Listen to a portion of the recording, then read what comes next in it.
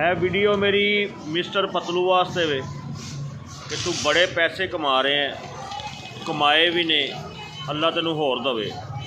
ਜਿਹੜੇ पैसे हुण दबे नहीं ना उन्होंने बाहर कढ़, बल्कि जिन्ने तेरे नाल दोस्त अमीर तरीन ने, पाकिस्तान ने, बाहर दे ने, जिथे भी ने, उन्होंने कोलों पैसे इकट्ठे करके तेरे इलाके दे विच बहुत ज़्यादा लोग तबाही च फसे ने।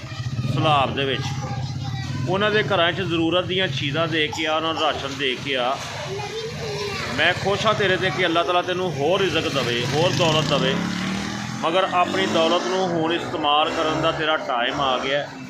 मेरा छोटा वीर है, तू उन्होंने बाहर कढ़, अपने दोस्त अहबाब नूं भी कह और सारिਆਂ ਨੂੰ राशन दे के आ ਜਿਹੜੇ लोग बैठे ने, जिन्हां दा बिल्कुल कतई जिहड़ा ना राबता खत्म हो गया है, उन्हां लोकां दे कोल जा मेरा भरा।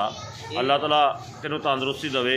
ये सज्जे खब्बे भी तो इन्ने लाते हो, लेकिन नेकी के काम से भी लाओ ताकि दुनिया याद करे कि साढ़े इलाके की इन्हें मदद की है, कि साढ़े इलाके का हो के इन्हें अपने इलाके का सोचा।